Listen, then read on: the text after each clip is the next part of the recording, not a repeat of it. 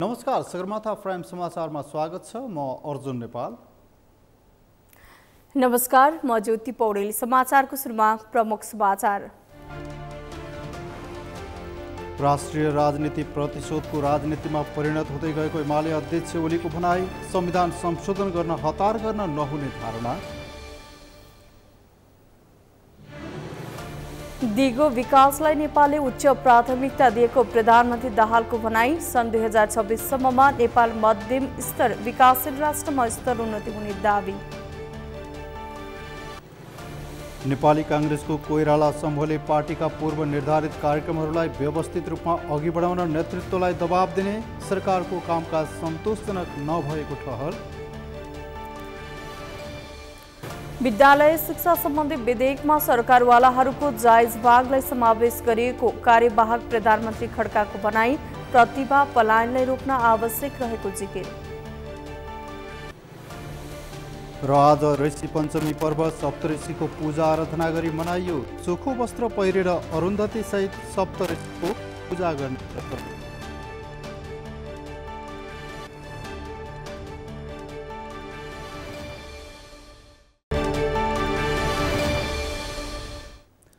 Sagarmatha prime समाचार अब विस्तारमा। राष्ट्रपति रामचन्द्र पौडेलले त्याग, आदर्श र निष्ठाको राजनीतिका लागि स्वर्गीय गणेशमान सिंहबाट प्रेरणा लिनुपर्ने बताउनु भएको छ। मंगलबार भक्तपुरको कटुन्जेमा गणेशमान सिंह स्मृति वाटिका तथा प्रतिभा स्थापना संरक्षण समितिले निर्माण गरेको लौह पुरुष स्वर्गीय गणेशमान सिंहको 12 फिट अग्लो पूर्ण कदको शालिग अनावरण गर्दै राष्ट्रपति पौडेलले सिंहले राजनीति सत्ता र स्वार्थका लागि नभई देश र जनताका लागि हो भन्ने मान्यता स्थापित गरेको भन्दै सबैले उहाँबाट प्रेरणा लिनुपर्ने बताउनु भएको हो। 2046 सालको जनआन्दोलनमा फरक विचार भएका पार्टीलाई पनि आफ्नै नेतृत्वमा एकै ठाउँमा ल्याएर जनआन्दोलनको नेतृत्व गर्ने नेता सिंह भएको उहाँले स्मरण गर्नुभयो।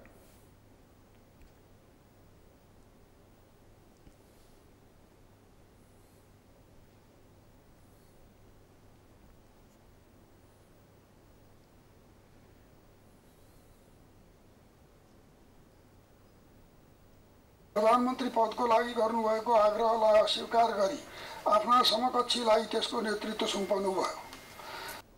त्याग, आदर्श र निष्ठाको राजनीतिलाई मन, वचन र कर्मले गणेशमानजीले निर्वाह गर्नुभएको यो काम सबैका लागि सधैँ प्रेरणा बन्नेछ भन्ने मैले विश्वास लिएको छु।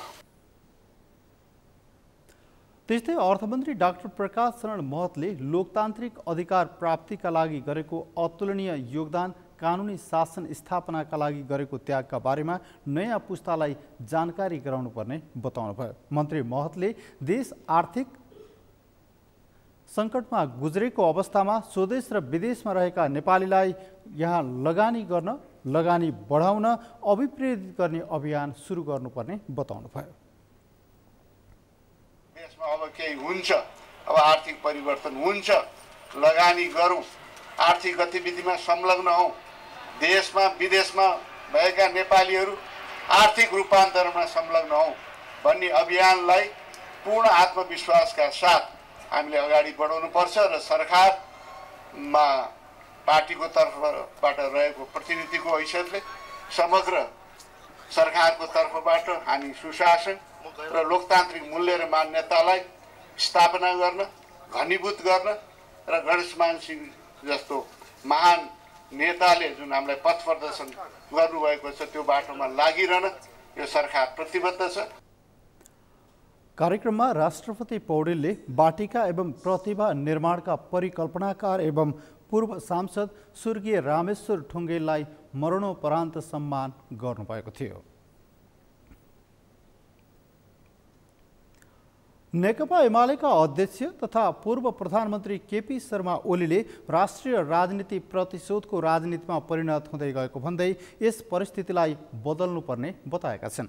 उनले प्रमुख राजनीतिक दलहरूले यस बारेमा सोच्ने बेला भएको समेत बताए। एमाले उपाध्यक्ष तथा संविधान सभा अध्यक्ष स्वर्गीय सुभाष चन्द्र नेमाङको स्मृतिमा मङ्गलबार पार्टी कार्यालय चियासेलमा आयोजित सुभाष र संविधान विषयक विचार गोष्ठीलाई सम्बोधन गर्दै अध्यक्ष ओलीले सबै पार्टी र सबै पक्षहरू मिलेर देशको समस्या समाधान गर्न एकजुट हुनुपर्ने परिस्थिति आएको बताएका हुन्। एक रिपोर्ट। नेकपा एमालेका अध्यक्ष केपी शर्मा ओलीले सबै पार्टी र पक्षहरू मिलेर देशका समस्याहरू समाधान गर्नुपर्ने परिस्थिति आएको बताएका छन्।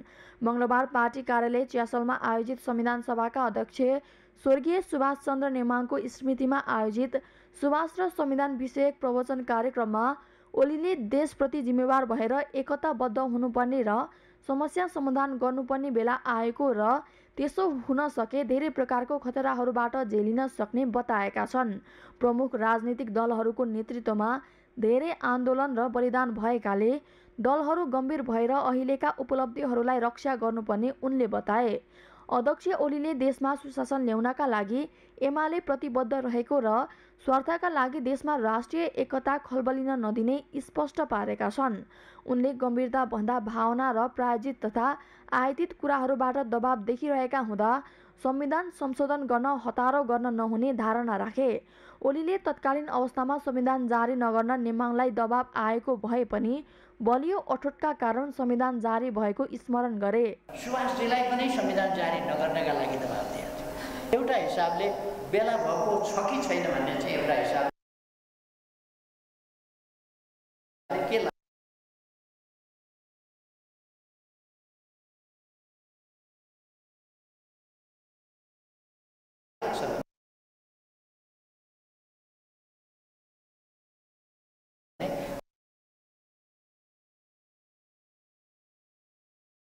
अहिले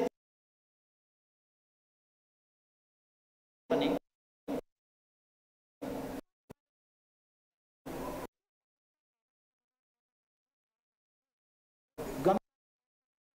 गम्भीरता संविधान जारी भएको स्मरण गरे। सुभाषजीलाई पनि संविधान जारी नगर्नका लागि दबाब दिएको एउटा हिसाबले बेला भएको छ कि छैन भन्ने चाहिँ एउटा हिसाबले के लाग्छ भने अहिले पनि गम्भीरताभन्दा बढी भावना सेन्टिमेन्ट आफ्नै विचारभन्दा प्रायोजित कुराहरू इम्पोज्ड आयातित कुराहरूबाट प्रेसर गर्ने खालका प्रवृत्तिहरू ती पनि देखिरहेका हुनाले र अनेक प्रकारका उद्देश्यहरू बैठिक उद्देश्यहरू पनि देखिएको हुनाले तत्काल समुचित ढङ्गले संविधान संशोधन गर्न सकिन्छ कि सकिँदैन भन्ने प्रश्न चाहिँ फेरि गम्भीर छ। त्यसकारण यसमा कुनै हतारो पनि गरिहाल्नुपर्ने गर्नुहुने अवस्था आएको छैन। सबैले गम्भीर भएर सोच्न पर्ने अवस्था साँच्चै गम्भीर भएर देशको बारेमा सोच्नुपर्ने अवस्था आज आएको छ।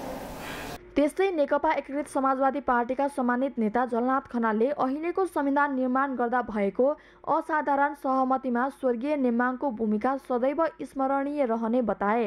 अहिले संविधानलाई कार्यान्वयन गर्ने प्रक्रियामा सचेत नदेखिएको र जनतालाई पनि राम्रोसँग बुझाउन नसकिएको उनले बताए। खनालले संविधान कार्यान्वयनमा देखिएका कमी कमजोरीलाई पूरा गर्दै अघि बढ्नुपर्ने र संविधान अनुसारको कानुनहरू निर्माण गर्नुपर्नेमा जोड दिएका छन्।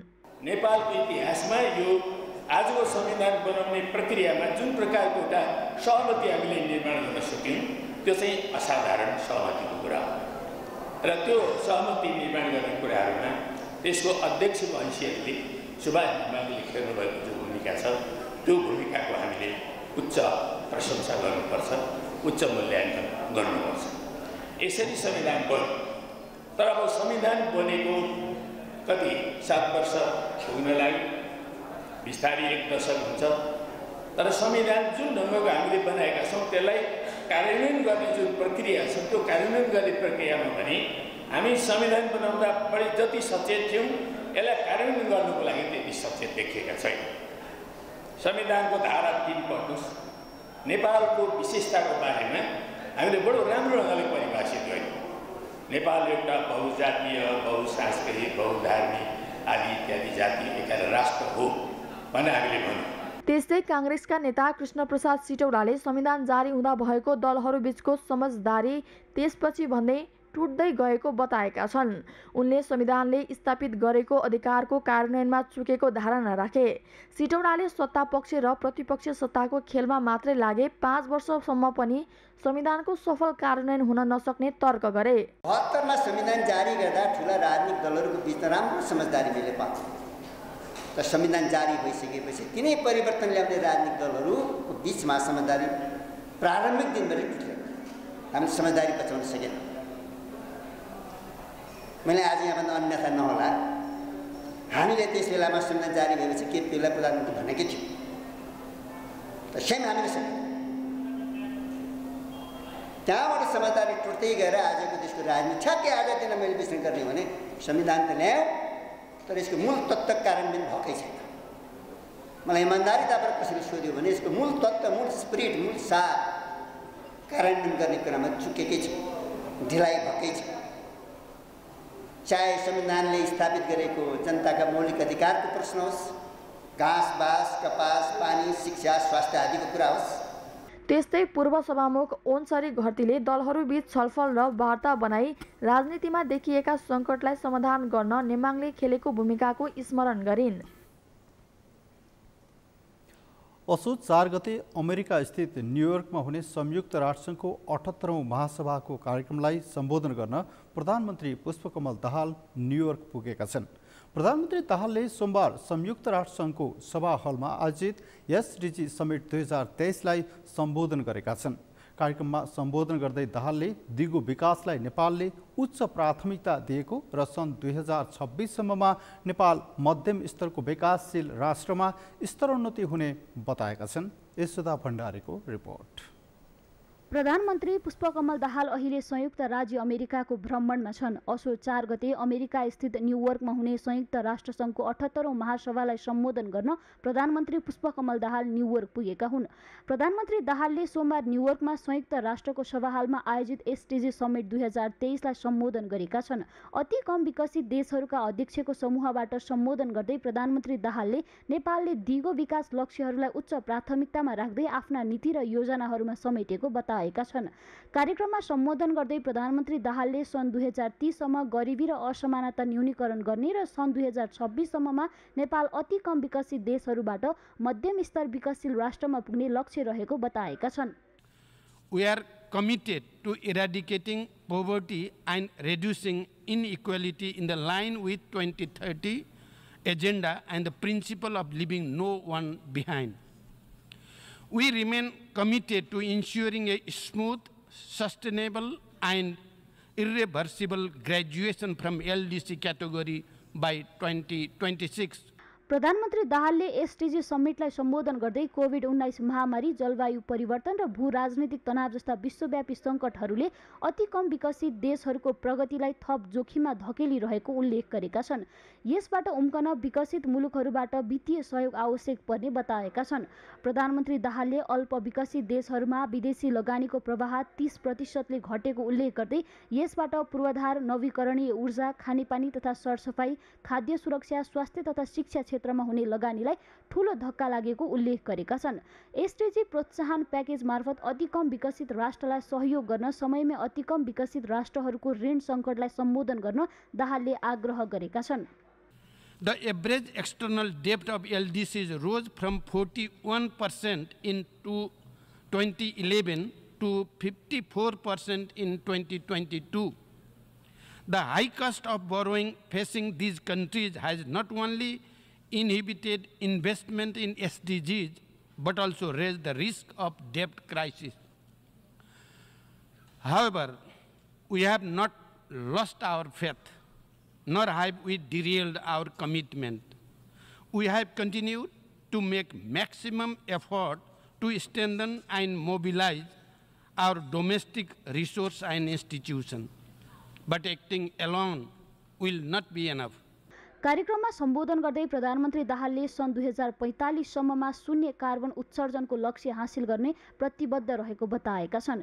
यद्यपि दिगो विकासका लक्ष्यहरू हासिल गर्न एक्लो प्रयासले मात्र नपुग्ने बताएका प्रधानमन्त्रीले यसका लागि अन्तर्राष्ट्रिय समुदायहरूको सक्रियता र सहयोगको खाँचो पर्ने बताएका छन्। सगरमाथा टेलिभिजनका लागि यशोदा भण्डारी, काठमाडौँ। नेपाली कांग्रेसको डाक्टर शेखर कोइराला समूहले पार्टीका पूर्व निर्धारित कार्यक्रमहरूलाई व्यवस्थित रूपमा अघि बढाउन नेतृत्वलाई दबाव दिने भएका छन्। कोइराला समूहको बैठकले महासमिति बैठकको तयारी, समयमा नै 15औं महाधिवेशन गर्ने तयारी लगायतका विषयमा नेतृत्वलाई दबाव दिने निर्णय गरेको हो। बैठकपछि कांग्रेस नेता दिलेन्द्र प्रसाद बडुले यसअघिको कार्यसमितिबाट पारित गरेको कार्यतालिकाको समीक्षा हुनुपर्ने र भएका कमी कमजोरीका बारेमा सुधार गरेर जाने विषयमा छलफल भएको बताउनुभयो। वहाँले महासमितिको एजेन्डा तथा महाधिवेशनका लागि क्रियाशील सदस्यको विषयलाई टुङ्ग्याउनका लागि तयारीबारे छलफल भएको जानकारी दिनुभयो। त्यस्तै अहिलेको सन्दर्भमा सरकारले राम्रो काम गर्नुपर्ने र सन्तोषजनक अवस्था नरहेकाले जनता केन्द्रित काम गर्नुपर्नेमा बैठकको जोड रहेको उहाँले बताउनुभयो। आगामी महासमिति बैठक जसलाई हामी नीति अधिवेशनको रूपमा मनाउने भनिरहेको छौँ, त्यसको तयारी गर्नु पर्यो, त्यसको एजेन्डाहरू तयार गर्नु पर्यो भन्ने सन्दर्भमा कुराहरू भएको छन्। समयमा हाम्रो 15औं महाधिवेशन सुरु गर्नुपर्ने हुन्छ। त्यसका निमित्त पनि हामीले आवश्यक तयारी र क्रियाशील सदस्यताको वितरणको कुरा र त्यसको अध्यावधिक रेकर्डहरू के छ त्यसलाई पनि हेर्ने विषय समयदेखि नै तयारी गरिराख्नुपर्ने हुन्छ। र अहिलेको जो हामीले भनौँ नि, हामीले पछिल्लो कार्यसमितिबाट पास गरिसकेका छौँ एउटा कार्यतालिका र कार्ययोजना, त्यसको समीक्षा हुनु पर्यो। त्यो कति कार्यान्वयन भयो, कति भएन, केही कमी रह्यो र त्यसलाई कसरी सुधारेर जाने भोलिका दिनमा, यो नै मेन विषय त्यो नै हो। सरकारको पनि अहिलेको सन्दर्भमा सरकारको मन्त्रालय वाइज पनि सरकारको समग्र पनि समीक्षा होला। उहाँहरूलाई अझै राम्रो काम गर्नुपर्ने भएको छ। त्यस्तै कांग्रेस नेता सञ्जय गौतमले पार्टी र सरकारको कार्य सम्पादन प्रभावकारी बनाउनका लागि केन्द्रीय समितिमा ध्यानाकर्षण गराउने बताउनुभयो। वहाँले कोशी प्रदेशमा पनि सरकार गठन गर्दा कांग्रेसले लिएको निर्णय न्यायसङ्गत नभएको निष्कर्ष रहेको जिकिर गर्नुभयो। हामीले लियौँ त्यो त्यति न्यायसङ्गत थिएन भन्ने नै चाहिँ हाम्रो निष्कर्ष, हाम्रो बुझाइ। यसले हामीलाई पोलिटिकली पनि अप्ठ्यारो पारेको छ र एउटा संवैधानिक रूपले र संस्थागत रूपले पनि हामी अप्ठ्यारो परिस्थिति क्रिएट भएको छ र नयाँ ढङ्गले सोच्नुपर्छ भन्ने नै छ। कोइराला समूहले विभिन्न विषयमा पार्टी सभापति शेरबहादुर देउवासँग पनि छलफल गर्ने जनाएको छ। कांग्रेसको केन्द्रीय समिति बैठक असोज 4 गते बोलाइएको छ।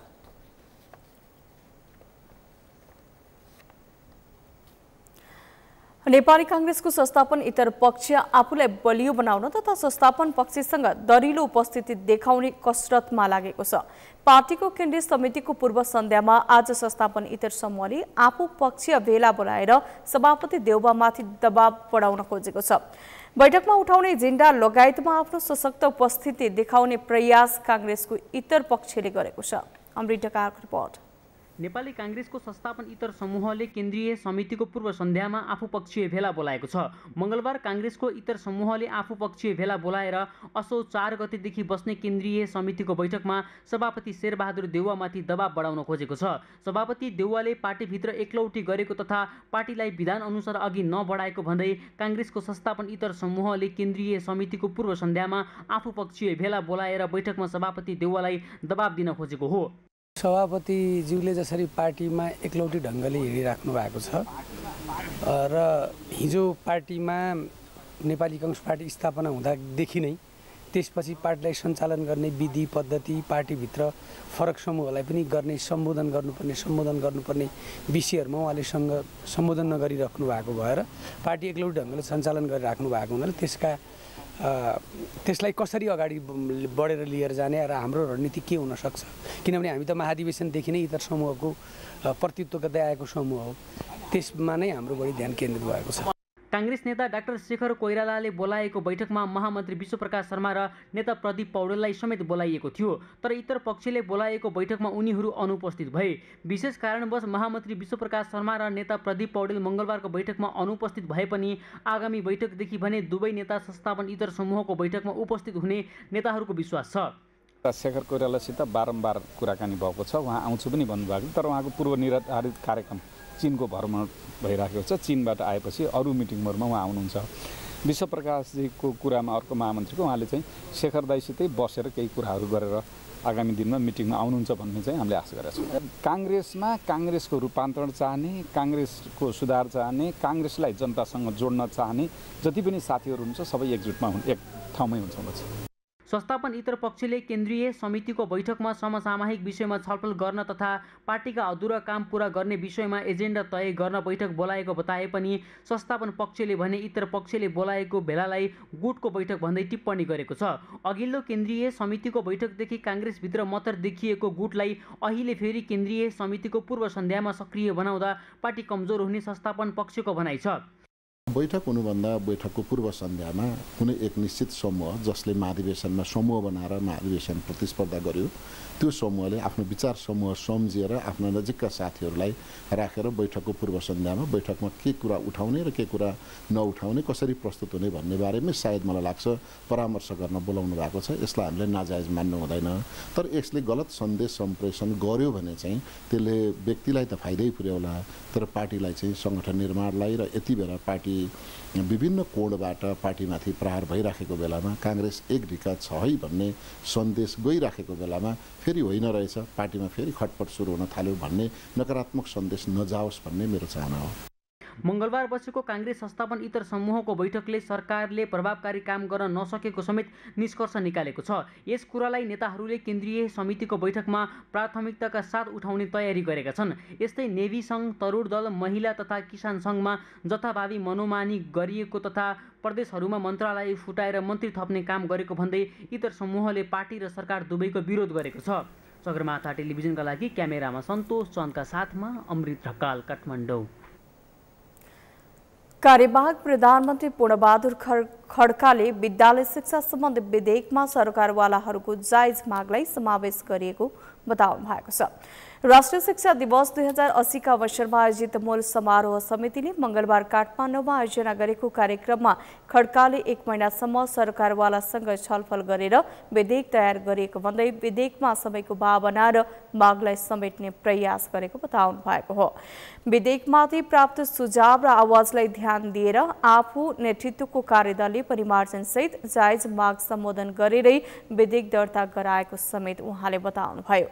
कार्यवाहक प्रधानमन्त्री खड्काले विधेयकमा केही कमी भए वार्ता र छलफलबाट सम्बोधन गर्न सकिने भन्दै आन्दोलनका कार्यक्रम फिर्ता दिन शिक्षक महासंघलाई आग्रह गर्नुभयो। उहाँले शिक्षा क्षेत्रको विकासमा निजी क्षेत्रको भूमिका महत्त्वपूर्ण रहेको भन्दै निजी क्षेत्रको शिक्षालाई पनि सर्वसुलभ बनाउँदै लैजानुपर्ने आवश्यकता रहेको जिकिर गर्नुभयो। सरकार संविधानमा मौलिक हकका रूपमा रहेको अनिवार्य र निःशुल्क शिक्षाको कार्यान्वयन गराउन प्रतिबद्ध रहेको उहाँको भनाइ छ। चासो र तदारुकता हुन जरुरी छ। विद्यालय शिक्षा सम्बन्धी विधेयक संसदमा दर्ता भइसकेको छ। आज यो पुनित दिनमा म यस सन्दर्भमा तपाईहरुको अगाडि केही कुरा थप अनुरोध गर्न चाहन्छु। शिक्षा विधेयक हामीले मुलुकको संघीय लोकतान्त्रिक गणतन्त्रको संविधानले व्यवस्था गरेको, परिकल्पना गरेको र सरकारका तिनै तहलाई त्योसँग जोड्ने गरी संविधानले परिकल्पना गरेको कुरालाई मूल आधार बनाएर शिक्षा विधेयक संशोधनको प्रक्रिया हामीले अगाडि बढायौं। त्यस्तै शिक्षा विज्ञान तथा प्रविधि मन्त्री अशोक कुमार राईले शिक्षा क्षेत्रलाई विकासको बाटोमा अघि बढाउने र शिक्षा क्षेत्रमा उत्कृष्टहरूलाई सरकारले प्रोत्साहन गर्ने बताउनुभयो। मुलुकका प्रतिभाहरूलाई सम्मान र आवश्यक वातावरण सृजना गर्न नसके प्रतिभा पलायनलाई रोक्न नसकिने कुरालाई सरकारले राम्रोसँग बुझेको उहाँले बताउनुभयो। समग्र विद्यार्थीमा प्राविधिक शिक्षातर्फ, विज्ञान प्रविधितर्फ सर्वोत्कृष्ट नतिजा ल्याउने व्यक्तित्वहरूलाई, राष्ट्रिय प्रतिभाहरूलाई समेत हामीले सम्मान गर्नुपर्ने थियो। तर यही हो, हाम्रो देशमा आर्थिक समस्याहरू, अभावहरू, जसको कारणले गर्दाखेरि हामीले बजेट निकासा पनि ढिलो गरी पायौं र त्यो ढिलो गरी प्राप्त भएको बजेटले मेडल बनाउन हामीले भ्याएनौं। उहाँले विद्यालय शिक्षा सम्बन्धी विधेयकलाई थप परिमार्जनका लागि संवाद र वार्ताका माध्यमबाट जानुपर्नेमा जोड दिनुभयो। राष्ट्रिय शिक्षा दिवसका अवसरमा उत्कृष्ट विद्यालय शिक्षक कर्मचारीलाई पुरस्कार प्रदान गरिएको थियो। 2079 को माध्यमिक शिक्षा परीक्षा ESEमा उत्कृष्टताका आधारमा सामुदायिक र निजी विद्यालय, प्राविधिक विद्यालयतर्फ प्राविधिक शिक्षा तथा व्यावसायिक तालिम परिषदको सिफारिसका आधारमा सम्बन्धित शिक्षालय, विश्वविद्यालय अनुदान आयोगको मूल्याङ्कनका आधारमा उत्कृष्ट आङ्गिक, सामुदायिक र निजी क्याम्पसलाई पुरस्कार प्रदान गरिएको हो।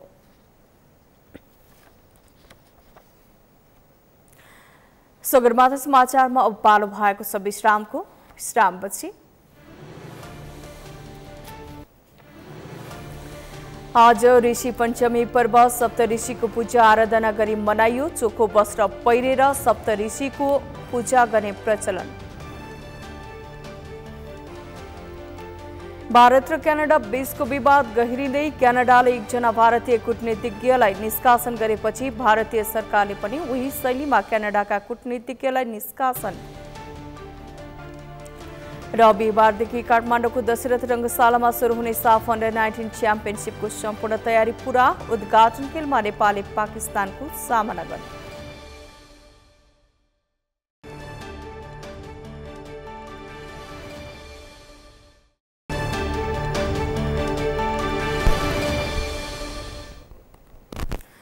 विश्रामपछि स्वागत छ। अब बाँकी समाचार। प्रजातन्त्र पुनर्स्थापनाका लागि भएको विक्रम सम्वत 2046 को जनआन्दोलनका सर्वोच्च कमान्डर गणेशमान सिंहको 26औं स्मृति दिवस विविध कार्यक्रम आयोजना गरी मनाइएको छ। जनआन्दोलनका लागि कम्युनिस्टसँग मिलेर पञ्चायत विरुद्ध आन्दोलनको घोषणा गर्ने गणेशमान सिंह उक्त आन्दोलनका सर्वोच्च कमान्डर भई सबैको प्रिय बन्नु भएको थियो। नेता सिंहको 26औं स्मृति दिवसका अवसरमा कांग्रेसका भातृ एवं शुभेच्छुक संस्थाले विविध कार्यक्रम आयोजना गरेका थिए। यसै क्रममा गणेशमान सिंह फाउन्डेसनले काठमाडौँमा गणेशमान सिंहको शालिगमा माल्यार्पण गरेको थियो। माल्यार्पण कार्यक्रममा कांग्रेसका नेता प्रकाशमान सिंहले जनआन्दोलनका सर्वोच्च कमान्डर गणेशमान सिंहले देखाएको सुशासनको बाटोमा हिँडे जनता सुखी र देश समृद्ध हुने बताउनुभयो। भएको कारणले गर्दाखेरि प्राप्त गरेका अधिकारलाई संरक्षण र सम्वर्धन गर्नको लागि अब चाहिँ आर्थिक क्रान्तिको आवश्यकता छ भन्ने कुरा उहाँले चाहिँ जोड दिनुभएको थियो। यो गठबन्धनको सरकार हो। गठबन्धनको सरकार गठन हुँदाखेरि जे समझदारी भएको हो त्यसलाई चाहिँ कार्यान्वयन गर्नुपर्छ भन्ने चाहिँ हाम्रो आधिकारिक हो। र पार्टीभित्र अब लाखौँ यो चाहिँ नेता र कार्यकर्ता भएको पार्टीमा कसले कुन सन्दर्भमा के बोल्छ के उ गर्छ भन्ने कुरा त्यो पार्टीको आधिकारिक धारणा भनेको के हो त भन्दाखेरि केन्द्रीय कार्य समिति बसेर गरेको यो चाहिँ जुन हाम्रो चाहिँ आधिकारिक निर्णय हो त्यही नै हुन्छ। राजनीतिमा त्याग र साहसको उच्च उदाहरणका रूपमा रहनुभएका सिंह सबैको निष्ठाको केन्द्र बन्न सफल हुनुभएको थियो। विक्रम सम्वत 2046 को जनआन्दोलन सफल भएपछि तत्कालीन राजा वीरेन्द्रले प्रधानमन्त्री बन्न गर्नुभएको आग्रहमा उहाँले आफ्ना समकक्षी नेता कृष्ण प्रसाद भट्टराईलाई अघि सार्दै नेपाली राजनीतिमा त्यागको उच्च नमुना प्रस्तुत गर्नुभएको थियो।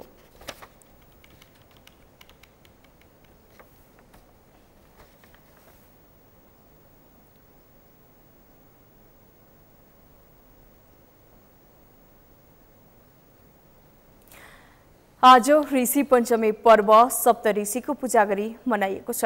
प्रत्येक वर्ष भाद्र शुक्ल पञ्चमीका दिन यो पर्व मनाउने गरिन्छ। यस दिन व्रतालु महिलाहरू बिहानै उठेर स्नान गरी नदी, ताल, पोखरी लगायतका जलाशयमा 365 वटा दत्युनले दाँत माझेर चोखो माटो, तिल र गोबर लगाई स्नान गर्दछन्। त्यसपछि चोखो वस्त्र पहिरेर अरुन्धती सहित षोडशोपचार विधिले पूजा गर्ने गरिन्छ। पौराणिक कथन अनुसार नारीहरू रजस्वला हुँदा जानेर वा नजानेर गरिएका पाप तथा अमर्यादित काम भएको भए तीबाट मुक्ति पाउनका लागि यसको व्रत बस्ने गरिन्छ। मेनुकला सालको रिपोर्ट। प्रत्येक वर्ष भाद्र शुक्ल पञ्चमीका दिन मनाइने ऋषि पञ्चमी पर्व मङ्गलबार देशैभर सप्तऋषिको पूजा गरी मनाइएको छ। यस दिन व्रतालु महिलाहरूले बिहानै उठी नदी, ताल, पोखरी लगायतका जलाशयमा 365वटा दतिबनले दाँत माझेर चोखो माटो, तिल र गोबर लगाई स्नान गर्ने गर्दछन्। स्नानपछि चोखो वस्त्र लगाई अरुन्धतीसहित सप्तऋषिको विधिवत रूपले पूजा गर्ने चलन छ। यस दिन सप्तऋषिको पूजा आराधना गर्नाले महिलाको रजोदोष सबै नाश भई परलोकमा मुक्ति मिल्ने पौराणिक कथनहरूमा उल्लेख गरिएको छ। सोही विश्वासमा यस दिन महिलाहरू व्रत बसी विभिन्न ऋषेश्वर मन्दिरहरूमा गई पूजा अर्चना गर्दछन्। हाम्रो आमा हजुरआमाहरूदेखि सिकेको कुरा, सिकाउनु भएको कुरा होइन। अनि हामी चाहिँ यो मिन्सहरू भएको बार्छौँ नि त, त्यो बारेको चाहिँ छाटछुट भएको छ भने आजको दिनमा चाहिँ पूजा, ऋषिको पूजा, सप्तऋषिको पूजा गरेर होइन, अनि दत्युन लगाएर अनि यस्तो गौदान पूर्ण पात्रो गरेर पञ्चमी पूजा लगाएर चाहिँ आजको पूजा चाहिँ पूर्ण गरिन्छ। अनि त्यही भएर हामी चाहिँ गौदान पूर्ण पात्रो गर्दैछौँ। जुन पूर्वकालदेखि अब सप्तऋषिहरूको पूजा गर्ने, अब यस्तो रजस्वला भएको बेलामा, छुवाछुत भएको बेलामा महिलाहरूलाई चाहिँ अब यो चाहिँ पूजा गरिसके पछाडि पाप कटनी हुने भन्ने धार्मिक मान्यता रहँदै आएको छ। सोही अनुसार महिलाहरूले यसलाई पूजा गर्छ। यो चाहिँ उहाँहरूको चौथो दिन विशुद्ध भए जस्तै दिन हो। ऋषि पञ्चमीका दिन व्रतालुहरूले ब्राह्मणलाई दान दक्षिणा दिने र प्राकृतिक रूपमै उब्जिएका खानेकुराहरू खाने गर्दछन्। यस दिन कर्कलाको तरकारी बनाई एक छाक खाना खाने वा अन्य कन्दमूलहरू समेत खाने गर्दछन्। अरुन्धती सहित सप्तऋषिहरू कश्यप, अत्रि, भारद्वाज, विश्वामित्र, गौतम, जमदग्नि र विशिष्ट पूजा गर्नाले महिलाहरू रजस्वला हुँदा जानेर वा नजानेर गरेका अमर्यादित काम भए तीबाट मुक्ति पाउने विभिन्न पुराणमा उल्लेख गरिएको पाइन्छ। यसका साथै पारिवारिक कल्याण हुने र विवाहित महिलाहरू अटल सौभाग्य रहने समेत विश्वास गरिन्छ। ऋषि पञ्चमीको पूजा अर्चना तथा भजन कीर्तन गरेमा तीजको व्रत पूर्ण हुन्छ भन्ने धार्मिक मान्यता छ। जुन हाम्रो सप्तऋषिहरू हुनुहुन्छ, सप्तऋषिहरू पुरुष जातिको आराधना गरी महिलाको नि केही हुँदैन। अनि अब महिलाहरूको चाहिँ जस्तै यस्तो परम्परा अनुसार मिठ हुन्छ, महिना महिनामा चाहिँ हेर्नु पाञ्चदिन तोकिन्छ। अब यसको बारेमा चाहिँ तपाईँको जुन यो सप्तऋषिहरूले पूजा गरेपछि अनि यसका सप्तऋषिका अब चेली छन्, अरुन्धती भन्ने चेली पनि छन्।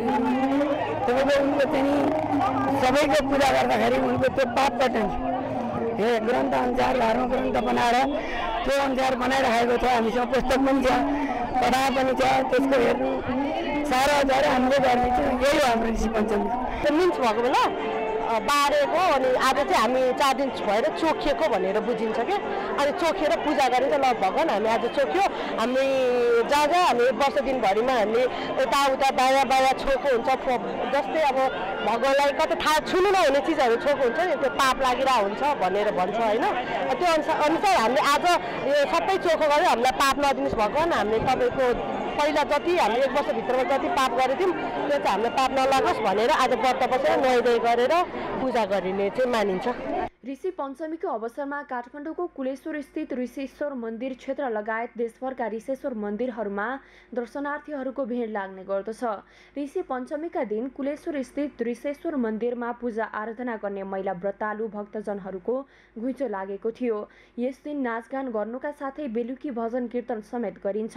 पञ्चमीको पूजा थन्काइसकेपछि तीजको सम्पूर्ण व्रत सकिने जानकारहरू बताउँछन्।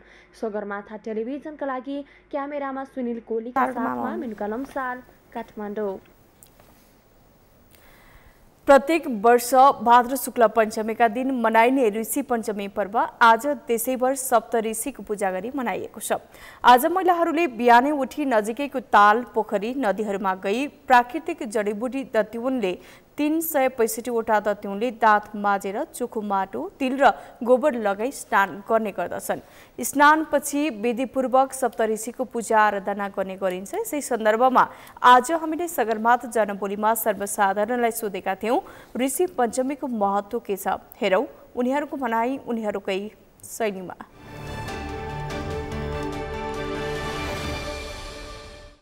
ऋषि पञ्चमीको महत्त्व भनेको अब आफ्नो होइन महिनाभरि हुने आफ्नो पापहरू कष्टको लागि यो सप्तऋषिमा दर्शन गर्न आउने हो। बिहान उठेर नुहाइधुवाइ गर्ने, दत्युन लगाउने गौदान पुण्यव्रत गर्ने अनि आएर दर्शन गरेर फेरि पुण्यव्रत गर्ने। अब आफू महिनाभरि वर्षैभरि बाहिर सरेको छाइछुई भएको सबै कुरा कोसिस गर्नको लागि अब विश्वास सबैदेखि पहिलादेखि चलिआएको चलन परम्परा होइन।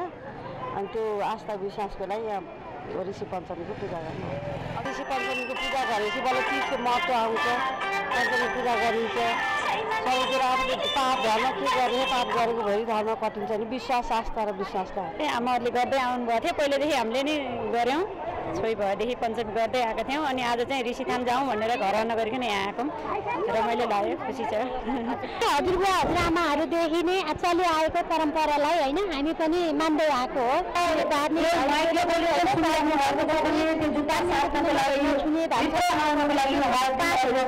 भनेर चाहिँ अब आजको दिन चाहिँ ऋषि पञ्चमीमा हामी ऋषि आएको महिनावारी हुँदा हामीले पाप यस्तो भनौँ न छोई ओइ भएको कुनै हामीले गल्ती गरेछौँ भने पनि आज पूजा गऱ्यो भने पाप छ अरे भन्ने सुनेर।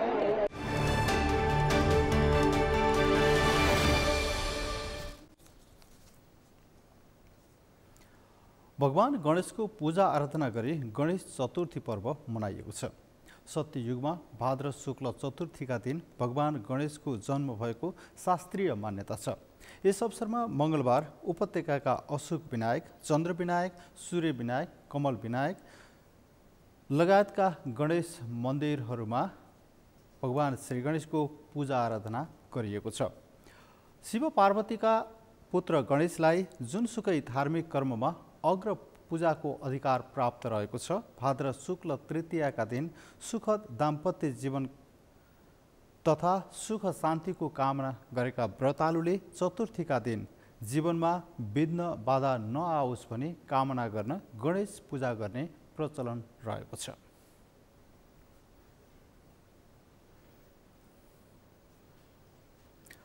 नेपालमा लुकेका भनिएका अन्डरवर्ल्ड डन छोटो राजनका सहयोगी दीपक सोसिदिया भारतबाट पक्राउ परेका छन्। भारतका चर्चित अपराध संवाददाता जे डेको हत्यामा संलग्न आरोपमा उनलाई उत्तराखण्ड प्रहरीको स्पेशल टास्क फोर्सले नेपाल भारत सीमा क्षेत्रबाट पक्राउ गरेको हो। के छ छोटा राजनका समूहको नेपाल कनेक्सन, एक रिपोर्ट। नेपालमा लुकेका भनिएका अन्डरवर्ल्ड डन छोटा राजनका सहयोगी दीपक सिसोदिया भारतमा पक्राउ परेका छन्।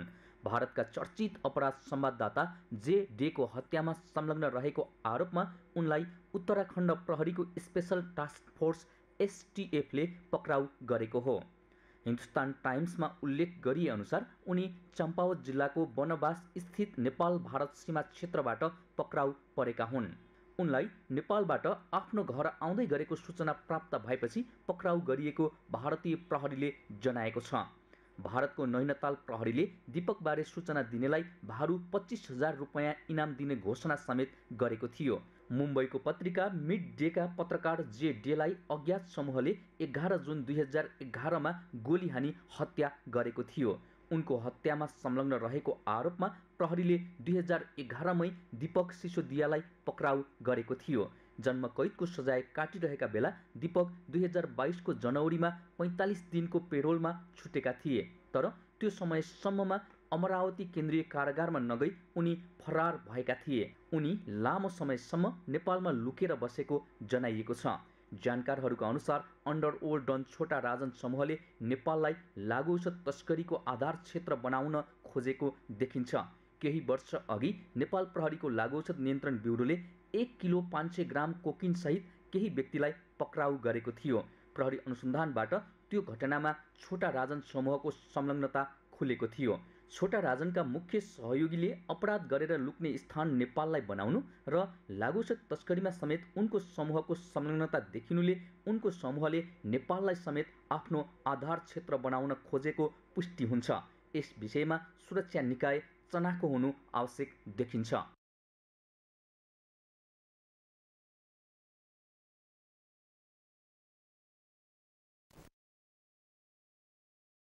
पटक पटक विवाद बन्दै आएको विशाल ग्रुपका करतुतहरू एकपछि अर्को बाहिरिरहेको छ।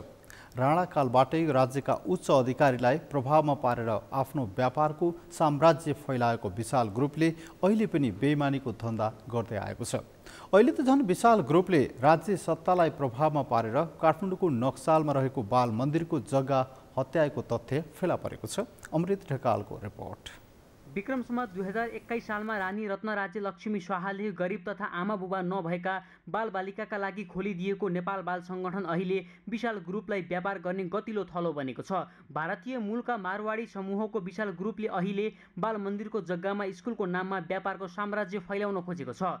विशाल ग्रुपले काठमाडौँको नक्सालमा रहेको बाल मन्दिरको 28 रोपनी भन्दा बढी जग्गा कौडीको भाउमा उठाएको छ। बृहस्पति स्कुल सञ्चालन गर्ने भन्दै विशाल ग्रुपले बाल मन्दिरको जग्गा अति नै सस्तो भाडा दरमा हत्याएको छ। राज्यका उच्च ओहदामा बसेका व्यक्तिहरूलाई प्रभावमा पारेर विशाल ग्रुपले यो जग्गा विक्रम सम्वत 2131 सालसम्म भाडामा लिने सम्झौता गरेको छ। अर्थात् अझै 50 वर्ष बढी विशाल ग्रुपले यो सरकारी जग्गा छोड्ने छैन।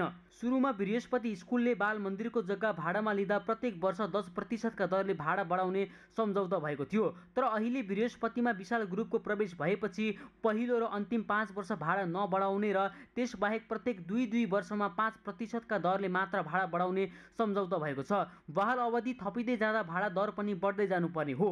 तर अहिले बृहस्पति स्कुलमा विशाल ग्रुपले स्वामित्व लिएपछि भाडा दर झन्झन घटाइँदै गएको छ। बाल मन्दिरको जग्गा दुरुपयोग हुँदा समेत स्थानीय तह मौन बसेको छ।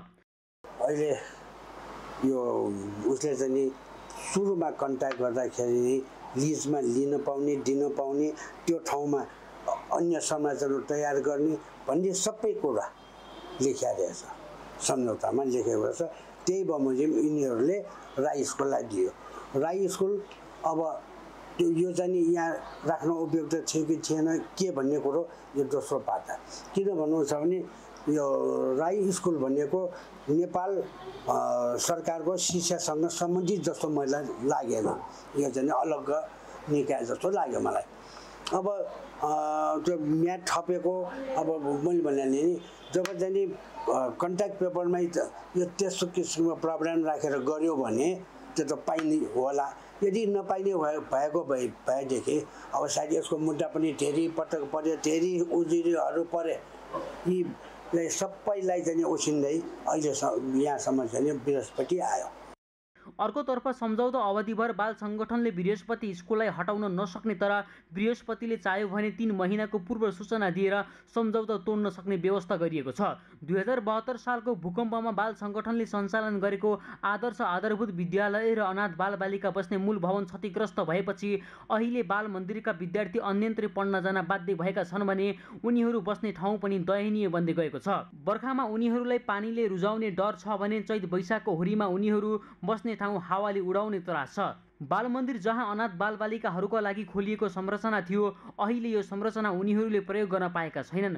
अनाथ बालबालिकाको नाममा खोलिएको यो संस्था अहिले विशाल ग्रुपलाई व्यापार गर्ने राम्रो थलो बनेको छ। विशाल ग्रुपले बाल मन्दिरको जग्गा सस्तो भाडा दरमा मात्रै प्रयोग गरेको छैन, यसले बृहस्पति स्कुलको नाममा लिएको भाडाको जग्गा आफ्नै लगानीमा खुलेको राई स्कुललाई चर्को दरमा भाडामा लगाएको छ। बृहस्पति स्कुलमा विशाल ग्रुपको 58% लगानी छ भने राई स्कुलमा 48% लगानी छ। त्यति मात्रै पनि कहाँ हो र, आफूले भाडामा लिएको जग्गामा बनेको संरचनामा समेत धितोमा राखेर विशाल ग्रुपले तत्कालीन बैंक अफ काठमाडौँबाट 21 करोड भन्दा बढी रकम ऋण लिएको थियो। यो नेपालको प्रचलित कानुनको बर्खिलाफ हो। तर पनि विशाल ग्रुपलाई कारबाही गर्ने आँट सरकारको समेत छैन।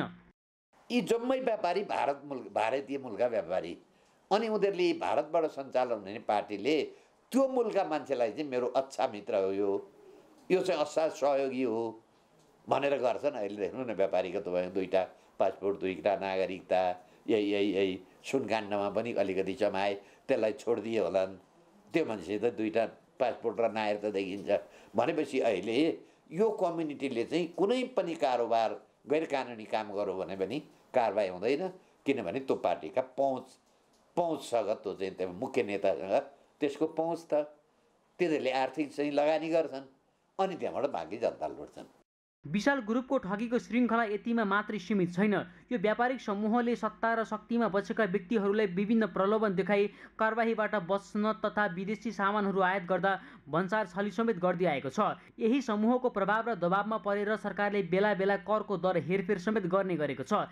यस्तै म्याद सकिएको उत्पादनमा नक्कली मिति हालेर बजार पठाउँदा विशाल ग्रुप बदनाम बनेको थियो। सगरमाथा टेलिभिजनका लागि क्यामेरामा सन्तोष चन्दका साथमा अमृत ढकाल, काठमाडौँ। सगरमाथा प्राइम समाचारमा अब पालो भएको छ विश्रामको। विश्रामपछि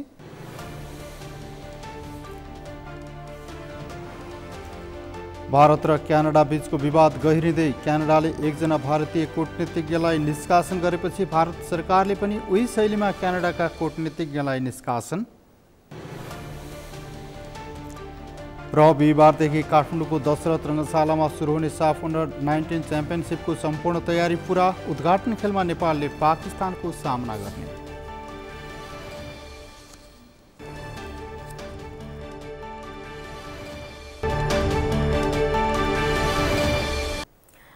सगरमाथा समाचारमा पालो खेल समाचारको।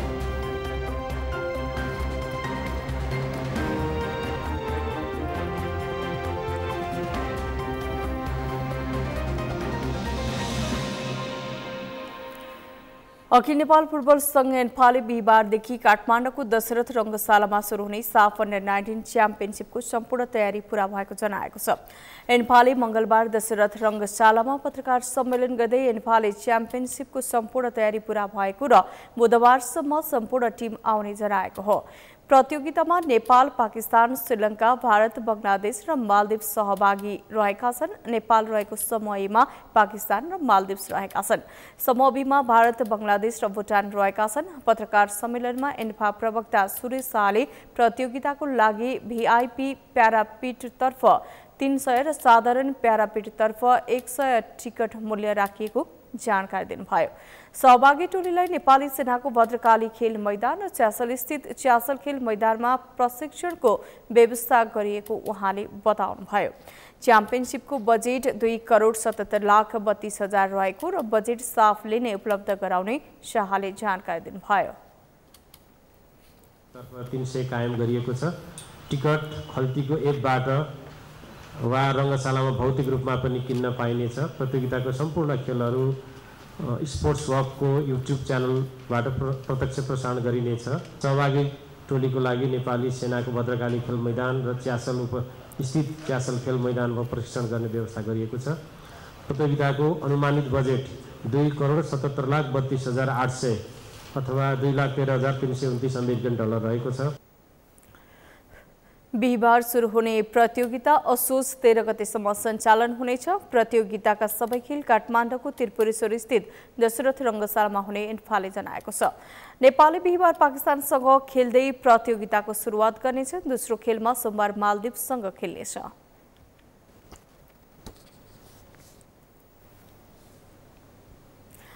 सगरमाथा समाचारको अन्त्यमा मुख्य समाचार पुनः एकपटक। राष्ट्रिय राजनीति प्रतिशोधको राजनीतिमा परिणत हुँदै गएको एमाले अध्यक्ष ओलीको भनाई। संविधान संशोधन गर्न हतार गर्न नहुने धारणा। दिगो विकासलाई नेपालले उच्च प्राथमिकता दिएको प्रधानमन्त्री दाहालको भनाई। सन् 2026 सम्ममा नेपाल मध्यम स्तर विकासशील राष्ट्रमा स्तर उन्नति हुने दावी। नेपाली कांग्रेसको कोइराला समूहले पार्टीका पूर्व निर्धारित कार्यक्रमहरूलाई व्यवस्थित रूपमा अघि बढाउन नेतृत्वलाई दबाव दिने सरकारको कामकाज सन्तोषजनक नभएको ठहर। विद्यालय शिक्षा सम्बन्धी विधेयकमा सरकारवालाहरूको जायज मागलाई समावेश गरिएको कार्यवाहक प्रधानमन्त्री खड्काको भनाई। प्रतिभा पलायनलाई रोक्न आवश्यक रहेको जिज्ञासा। र आज ऋषि पञ्चमी पर्व सप्तऋषिको पूजा आराधना गरी मनाइयो। चोखो वस्त्र पहिरेर अरुन्धती सहित सप्तऋषिको षोडशोपचार विधिले पूजा गर्ने प्रचलन। हवस् त सगरमाथा समाचार अहिलेलाई सकियो। तपाईँ समाचार बुलेटिनका साथै सगरमाथा टेलिभिजनका सम्पूर्ण कार्यक्रम www.sagarmatha.tv मा पनि पढ्न र हेर्न सक्नुहुनेछ। साथै युट्युबमा youtube.com/sagarmatha TV नेपालमा हेर्न सक्नुहुनेछ।